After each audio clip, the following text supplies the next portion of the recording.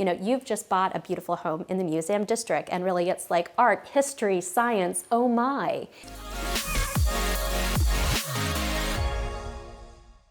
Hey, I'm Erin and welcome to Live in Richmond, Virginia. Today's video will be about what $600,000 will get you in the city of Richmond in several different neighborhoods. If this is your first time to our channel and you want to learn about all there is to know about living in the city of Richmond, hit the like button, hit the subscribe button, and make sure to hit that little bell so you'll be notified every time a new video is released. All right, let's jump right into it. So one of the biggest places, if someone was reaching out to me and saying, hey, Erin, I want to be in the city of Richmond. I want to find something. What is $600,000 going to get me? Well, I'm definitely going to take you to the Museum District for sure. So $600,000, it is going to get you kind of like, the medium-sized home. If you need to go with something larger, you're going to have to be ready to go up in price, probably more like the $800,000 to at least $1 million price point.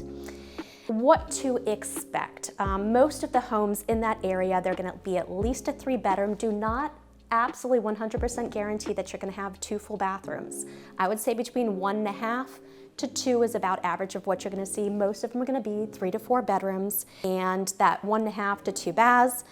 And for yards, what you're going to expect is you're actually going to have a lot of row homes that are attached or detached, but are very close to each other. And so expect those kind of long, narrow, deep courtyards or backyards, but very, very cool.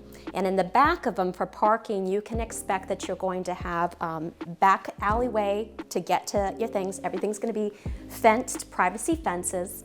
And if you're lucky, you're going to get your own little driveway. And if you're super, super lucky, talk about like the prime real estate, you will have an older detached garage that nobody's really going to park in, let's be honest. It's just going to be where you're going to put all your junk sort of thing.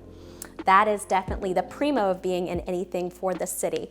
Expect older homes. These are going to be these beautiful homes that were built in the late 1800s to the early 1900s. So you're going to be getting that beautiful, beautiful architecture, the big Victorians with the turrets and the beautiful front porches or a lot of 4 squares. And again, there's not going to be a lot of distance between the homes if they aren't already attached like row style homes, but you do get those nice deep backyards and a lot of front porch space.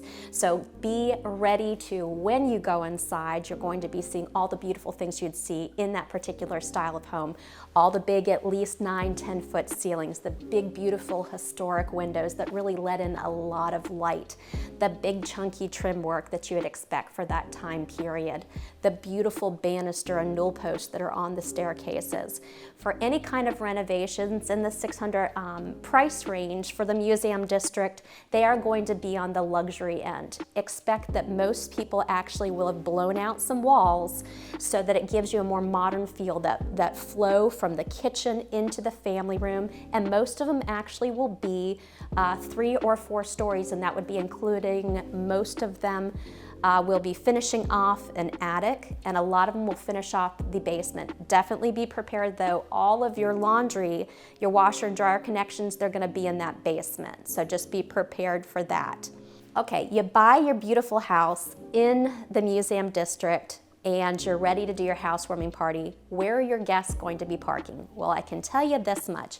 If you want to make friends and keep friends with your neighbors, you're not going to be letting them park in the back. Now, if you've got a driveway and you can fit one extra car in there, more power to you, but please do not block the alleyways. You'll be making enemies faster than you can say Richmond.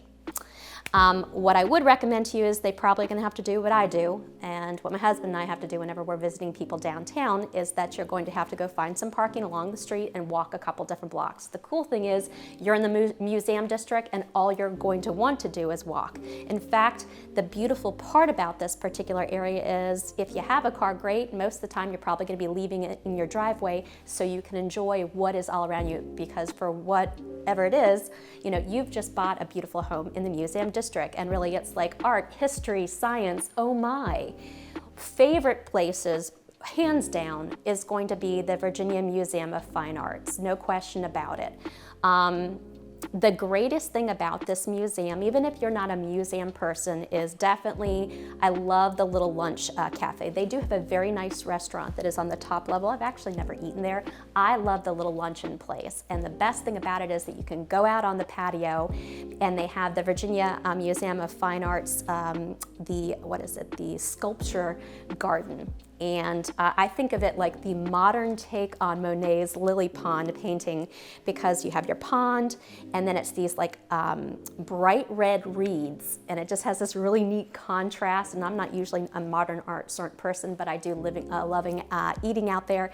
They always have the yummiest stuff all in there, and really something for every dietary need. So if you have any allergies, they're very good and very on point about going with all those. I know that they have a particular little plate that I always get. It's like the Mediterranean platter, and it has like the baba ganoush, the hummus, the amazing little pitas, and the damaltes are so amazing. Oh, you're gonna love it. And they might even stick a little baklava, or at least I've gone back and gotten all the cookies.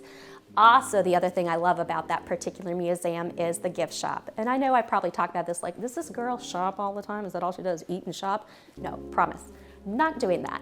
But I do love that gift shop, particularly because I am a personal, handwritten note person, and any place that I can go and get unique, beautiful note cards that have those just quality envelopes and beautiful note cards, I'm in there. You're gonna find me, and so I go in there, stock up. I know there was one time I went in there too that I found the cutest little gift tags, and it reminded me of Alice in Wonderland, and it was like, eat this, drink this, the cutest little tag sort thing.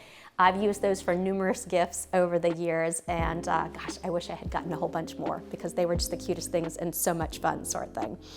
Other things about that particular, obviously you have all the different museums around there, several different history museums, a science museum. I know there's one that's right behind the museum, and I'm blanking on which one it is, but you always can look across the courtyard, and it's just beautiful architecture. And really that's what it is I really do not look for excuses to be driving downtown, because I am a burbs girl through and through, but I look for excuses to drive down this particular area because the homes are just so beautiful, and the architecture and all the museums along the way. There's also a great restaurant down there. It's called the Stables at Belmont, and it's kind of unassuming. But much like a lot of those sort of places, you go in there and it's like you've walked into one of those like little taverns that has been popular for years and years, that you find in a little shopping center that has just been a popular one, isn't necessarily the prettiest one in the place. Very unassuming from the outside, but if you go inside, you're gonna tell right away, just for the service and from the whole atmosphere, that they have regular customers come in every single week for a reason, and make sure you make a reservation. This is 5-star dining without a doubt. Vibe for the neighborhood for the museum district is just very lively and city, but definitely a very quintessential showcase sort place. For instance, when you describe what Richmond is like, you're going to be driving them through the museum district. Would I say that it is a quiet part of town? Definitely not. But again, that's going to be a little bit harder to accomplish in the city, though not impossible, and we'll be talking more about that. Hey, we have people contacting us all the time about looking for a realtor and looking to move to Richmond, Virginia. If that sounds like you, we would love to be the real estate team that helps you. All of our contact information is below the description, and we can't wait to hear from you.